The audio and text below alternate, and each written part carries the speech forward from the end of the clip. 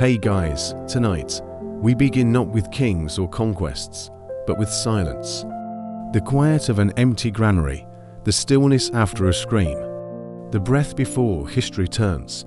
We're stepping into a world shaped by hunger, faith, betrayal, and survival, where a loaf of bread could be a blessing or a curse, where a queen's love became her downfall, and where men marched across continents, believing God walked beside them, only to drown the holy city in blood.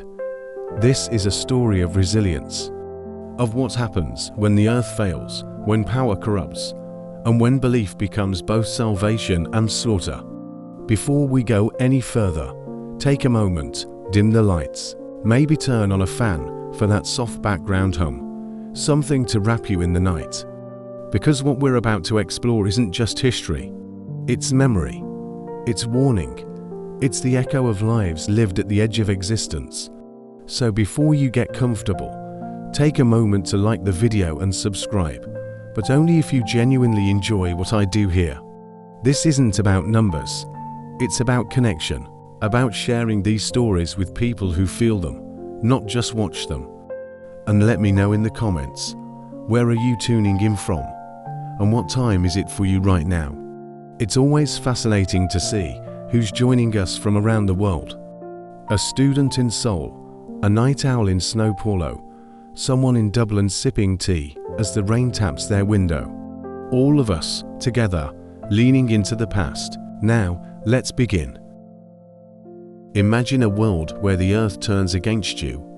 Not with war, not with plague, though those came too, but with silence. The silence of empty fields, of hollow granaries, of children too weak to cry.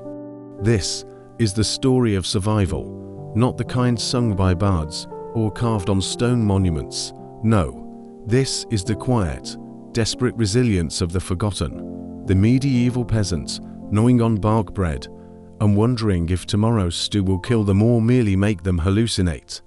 You are a peasant. Your name might be Ilid or Maud. You own one shirt, one tooth, and one fragile dream that this year's harvest won't betray you like your cousin did at last year's sheep wrestling contest. But fate, by which we mean rain, rot, and rats, has other plans. It's the second winter of famine. The wheat has gone on strike, the oats have eloped with mildew, and the only thing growing in your field now is resentment. Famine wasn't rare in the Middle Ages. It was a seasonal guest, like taxes, but greyer and more likely to eat your cat. When the barley failed, so did everything else. Bread, the cornerstone of life, vanished. And when bread disappears, so does the illusion of stability. So what do you eat? Rats, roasted on sticks, boiled into broth, served with turnip, if you're lucky. Cats, missing, dogs, faster than you, hedgehogs, crunchy, snails, the French call it escargot. You just call it Wednesday. And then there's bark. Elm bark, ground into flour, mixed with morse, clay, maybe a little hope. You call it bread. It tastes like mulch wrapped in regret. But you chew anyway, because chewing means you're still alive. And when even that runs out, you turn to the forest. You become a gremlin of necessity, foraging for nettles, dandelions, mushrooms that may feed you or send you screaming into the night, convinced the Virgin Mary wants you to lick a turnip. Faith becomes bargaining. You sweep the monastery floor for a bowl of soup. You trade your last egg that doesn't exist yet for half a loaf without hallucinations. And when the church offers only prayers and platitudes, you walk. You pack your child, your goat, and the pot that hasn't cracked from sorrow, and you go. Because staying means dying slowly, leaving means dying somewhere else. This is famine logic. Anything with calories is either food or a suspect, and yet they endured through bark bread and boiling belts, through communal graves scraped with wooden spoons, through gallows humor and dreams of butter. They remembered. They told stories. Old men in taverns would slam their cups and say, "Back in the bad year, I lived off boiled bark and my will to gossip," and someone else would reply, "That's nothing. My uncle sucked soup through a pig bone straw, because memory is survival. And laughter, even bitter, keeps the soul warm. Now, let us cross time and land, from the mud of famine-stricken fields to the cold stone halls of Linlithgow Palace. December 1542. A baby girl is born. 6 days later, she's Queen of Scotland. Mary Stuart Mary, Queen of Scots, enters the world already crowned. Her father, King James V, dies in despair, whispering, "It came with a lass, and it will go with a lass," whether he said it or not. The words cling to her like a curse. She never knows childhood, only politics, only danger. At 5, she's sent to France not for safety, but as a pawn in a game of crowns and bloodlines. There, she grows into a jewel of the Valois court, tall, radiant, fluent in languages, composing poetry while Europe watches. At 15, she marries Francis, heir to the French throne. At 16, she becomes Queen Consort of France. For a moment, she holds two crowns, Queen of Scotland by birth, Queen of France by marriage. The world watches in awe, and then Francis dies. She's widowed before 18. France discards her. Scotland barely knows her. She returns in 1561 a foreign queen in a Protestant land. John Knox thunders against her. A woman and a papist. No rightful place on the throne. But Mary meets him with grace. She promises tolerance. She tries diplomacy. She wants peace. But peace is fragile. So she marries Lord Darnley, handsome, arrogant, and doomed. He demands power. He resents her. He conspires.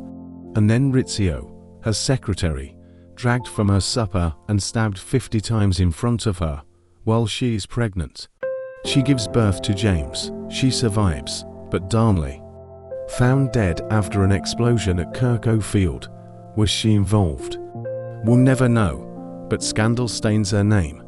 Then comes Bothwell, ruthless, powerful. Did he abduct her? Did she choose him? Either way, she marries him. To her enemies, it's proof of guilt. Civil war erupts. She's defeated, captured, forced to abdicate. Her son is crowned. She's imprisoned, and then she escapes, only to lose again at Langside. And then, she makes the fateful choice. She crosses into England, seeks refuge with her cousin, Queen Elizabeth I, but Elizabeth cannot risk a Catholic rival with a stronger claim to the throne. So Mary is taken not as a guest, as a prisoner. 19 years pass. She writes in cipher, plots in shadows, conspiracies swirl, the Ridolfi plot, the Throckmorton plot, and finally the Babington plot. Assassinate Elizabeth. Place Mary on the throne. The letters are intercepted, decoded. She replies. Whether she meant to approve the murder, we don't know, but to her enemies, it's enough. She is tried, convicted of treason. Elizabeth hesitates. Killing a queen sets a dangerous precedent, but keeping her alive, endless plots, endless danger. Finally, the warrant is signed. February 8, 1587, Fotheringay Castle. Mary kneels, dressed in black, beneath crimson colour of martyrdom. She forgives her executioners. The first axe stroke misses.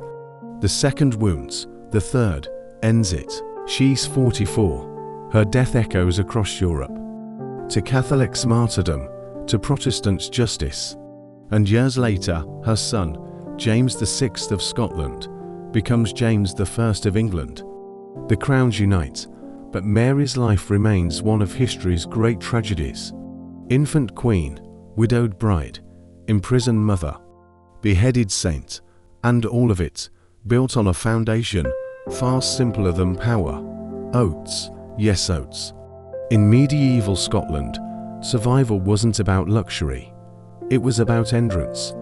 And no grain embodied that more than the oat, hardy, humble, unyielding.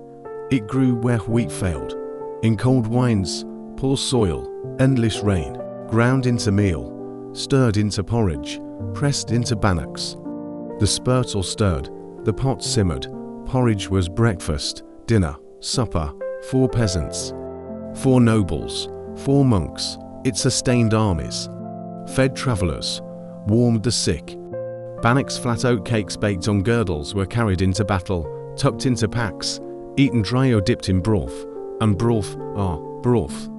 Kale, leeks, onions boiled with oatmeal, thickened with marrow, flavored with salted herring, a perpetual stew. Simmering 4 days, medicine, comfort, community, because in Scotland, food wasn't just fuel, it was faith. Every Friday, every Lent, every holy day. Meat forbidden, fish required, and who answered? The herring, salted, smoked, packed in barrels. A lifeline from the sea, traded across Europe.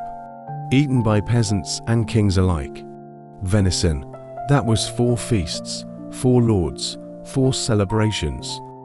Hunted in forests guarded by law, for most, the closest they came to deer was hearing the horns echo through the glens. But feast days changed everything. Beltane, Lammas, Yule, special bannocks baked, broth enriched, ale poured freely, and fasting. It gave meaning to feasting. The church ruled the table. Abstinence made abundance sated. And so the cycle turned. Famine, power, exile, death, but always back to the hearth. Back to the pot, back to the green strength of kale. Thriving in winter, grown in every cottage yard. Kale wasn't just food, it became language. Kale yard to word for home, for tradition, for survival. Together, oats, herring, kale, these were the trinity of Scottish resilience, plain, practical, powerful, mocked by outsiders. But to Scots, a badge of honor, because they knew you don't need extravagance to endure. You need patience, ingenuity, and a pot that never stops simmering. Now let us travel further, to a desert, a city, a siege. Summer, 1099, the First Crusade. After 3 years of marching, starvation, betrayal, and madness, only 12,000 remain. They stand before Jerusalem, not as an army, but as pilgrims with swords. Their journey has been hell, Anatolia, Antioch, starvation, cannibalism, madness. They believed God led them. And now Jerusalem appears, the golden dome of the rock gleams. They fall to their knees, weeping, singing, but the walls are high.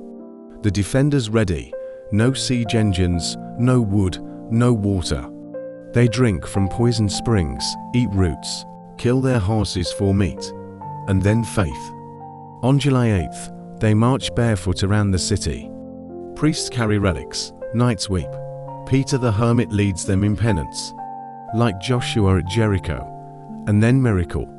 A Genoese fleet arrives, with timber, iron, craftsmen, siege towers rise. On July 15th, they attack. Godfrey of Bouillon rolls his tower to a weak spot. Scaling ladders, drawbridges, arrows blacken the sky. They breach the wall, and then blood. Oh, God, so much blood. Chronicles say they waded in it up to their ankles. Muslims, Jews, Eastern Christians. Slain in homes, in mosques, in synagogues. Jews burned alive in their sanctuary. The Al-Aqsa Mosque becomes a slaughterhouse. And yet crusaders weep at the Holy Sepulchre. They believe they've cleansed the city, reclaimed it for Christ.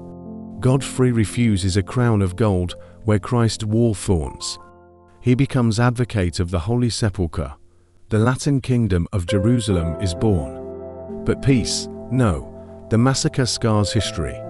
In the Muslim world, it becomes a rallying cry. Zengi, Nur ad-Din, Saladin. They will remember. They will return, because Jerusalem was not conquered. It was defiled, and so, the cycle begins. Holy war, reprisal, memory, for 200 years. Now, step back, look at these threads. The peasant eating bark, the queen losing everything. The monk stirring porridge. The crusader weeping in blood. They are not separate. They are woven together, by hunger, by faith. By the belief that survival is sacred, that dignity can live in a bowl of kale broth, that a woman can wear a crown and still be powerless, that a city can be holy to 3 religions and yet bleed for all of them. History is not just kings and battles. It is the taste of salted herring on a cold morning. It is a mother singing to her child as the famine deepens. It is a queen writing in cipher, dreaming of freedom. It is a soldier climbing a ladder, believing heaven waits beyond the wall. These are the echoes of hunger, of hope, of fire. And if you listen closely, they still whisper. Through the wind, through the fire, through the ages,